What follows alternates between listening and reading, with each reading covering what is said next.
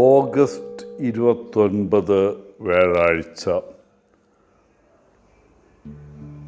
മാർക്കോസ് 6:17-29 ഒരു വാക്യങ്ങൾ. Ten boom കുടുംബം യഹൂദരല്ല. എന്നാൽ നെതർലാൻഡിൽ നാസികൾ യഹൂദരെ പീഡിപ്പിക്കാൻ തുടങ്ങിയപ്പോൾ അവർ ജൂതന്മാർക്ക് വേണ്ടി നിലകൊണ്ടു. യഹൂദന്മാരെ രാജ്യത്തു നിന്നും നാസികളുടെ കൈകളിൽ നിന്നും കടത്താൻ അവർ ഒരു ഭൂഗർഭ അറ വികസിപ്പിച്ചെടുത്തു. അവരെ ദൈവം വളരെയധികം ഉപയോഗിച്ചു. തുടർന്ന് ടെൻ ബൂം സഹോദരിമാർ അറസ്റ്റ് ചെയ്യപ്പെട്ടു. അവരെ മരണ ക്യാമ്പുകളിലേക്ക് നാസി പട്ടാളം അയച്ചു. അവിടെ അവർ അവിശ്വസനീയമാം വിധം കഷ്ടപ്പെട്ടു. എങ്കിലും കൃപയിലൂടെ പ്രകടമായ വിശ്വാസം ആഴമേറിയ അവരുടെ ജീവിതം അനേകരെ ക്രിസ്തുവിലേക്ക് കൊണ്ടുവരുന്നതിനും ലോകമെമ്പാടുമുള്ള ക്രിസ്ത്യാനികളെ ശക്തിപ്പെടുത്തുന്നതിനും ഉപകരിച്ചു. ഇന്ന് നമ്മൾ വിശുദ്ധ സ്നാപയോനാൻ്റെ പീഡാനുഭവവും മരണവും അനുസ്മരിക്കുന്നു. യോഹന്നാൻ്റെ അറസ്റ്റും തടവും മരണവും മർക്കോസ് രേഖപ്പെടുത്തുന്നത് ഭയാനകമായൊരു കഥയായിട്ടാണ്. നമ്മൾ പരസ്പരം നിരന്തരം ചെയ്യുന്ന അതിക്രമങ്ങളെ ഇത് പ്രതിഫലിപ്പിക്കുന്നു. യോഹന്നാൻ്റെ കുറ്റം തൻ്റെ സഹോദരൻ്റെ ഭാര്യയായ ഹെരോദിയായെ വിവാഹം കഴിക്കുന്നത് നിയമാനുസൃതമല്ലെന്ന് ഹെരോദേസ് രാജാവിനോട് തുറന്നു പറഞ്ഞതാണ്.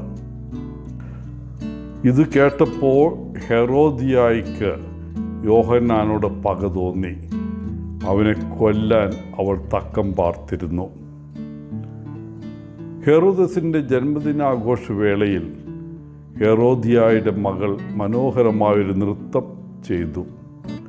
അത് ഹെറോദസിനെയും അവൻ്റെ അതിഥികളെയും വല്ലാതെ ആകർഷിച്ചു. അവളുടെ പ്രകടനത്തിൽ മതിമറന്ന ഹെറോദസ് ആ പെൺകുട്ടിയോട് പറഞ്ഞു, നിനക്കിഷ്ടമുള്ളത് എന്തും എന്നോട് ചോദിക്കൂ. എൻ്റെ രാജ്യത്തിൻ്റെ പകുതി പോലും ചോദിച്ചാലും ഞാനത് നിനക്ക് തരാം. പെൺകുട്ടി വേഗം അമ്മയുടെ അടുത്ത് ചെന്ന് ഹെറോദസിനോട് എന്താണ് ചോദിക്കേണ്ടതെന്ന് അന്വേഷിച്ചു. അവളുടെ അമ്മ ഉടനെ പറഞ്ഞു, സ്നാപയോനാൻ്റെ തല ചോദിക്കൂ. അവളുടെ അപേക്ഷ കേട്ട് ഹെറോദസ് വിഷമിച്ചു. അദ്ദേഹം തൻ്റെ അതിഥികളുടെ മുമ്പിൽ വെച്ച് സത്യപ്രതിജ്ഞ ചെയ്തതാണ്. അവരെല്ലാം അതിന് സാക്ഷികളായിരുന്നു. താൻ വാക്ക് പാലിച്ചില്ലെങ്കിൽ അവർ തന്നെക്കുറിച്ച് എന്ത് വിചാരിക്കും? അതായിരുന്നു ഹെറോദസ് ഓർത്തത്. ഹെറോദസ് ശരിക്കും ഒരു കുടുക്കിലായിരുന്നു. ഒടുവിൽ യോഹന്നാനെ ശിരച്ഛേദം ചെയ്യാൻ രാജാവ് ഉത്തരവിട്ടു. ചില സമയങ്ങളിൽ നാം എല്ലാവരും ഇങ്ങനെയുള്ള ചില കുടുക്കുകളിൽ അകപ്പെട്ടിട്ടുണ്ടെന്ന് ഞാൻ അനുമാനിക്കുന്നു.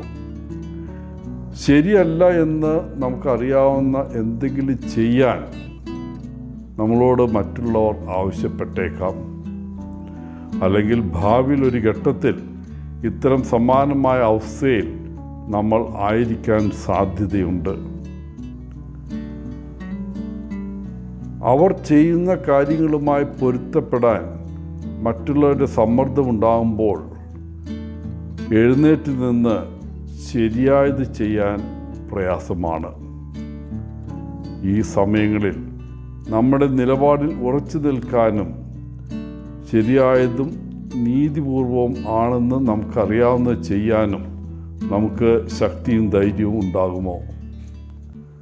അതോ മറ്റുള്ളവരെ പ്രീതിപ്പെടുത്തുന്നതിന് വേണ്ടിയോ നല്ലവരായി കാണപ്പെടാൻ വേണ്ടിയോ നാം തെറ്റ് ചെയ്യാൻ വഴങ്ങുമോ? പ്രിയപ്പെട്ടവരെ, സ്നാപയോഹന്നാൻ്റെ നിർമ്മലതയും ധൈര്യവും ഉണ്ടായിരിക്കാൻ നമുക്കെപ്പോഴും പരിശ്രമിക്കാം. അത് അദ്ദേഹത്തിൻ്റെ ജീവിതത്തെ നഷ്ടപ്പെടുത്തിയെങ്കിലും തൻ്റെ വിശ്വാസങ്ങളിൽ യോഹന്നാൻ ഉറച്ചു നിന്നു. അങ്ങനെ യോഹന്നാൻ ജീവിച്ചതുപോലെ നമുക്കും ജീവിക്കാൻ ശ്രമിക്കാം. എല്ലാവർക്കും നല്ല ഒരു ദിനം ആശംസിച്ചുകൊണ്ട് ഒത്തിരി സ്നേഹത്തോടെ പോളച്ചൻ CSSR ഫ്രം കേരള.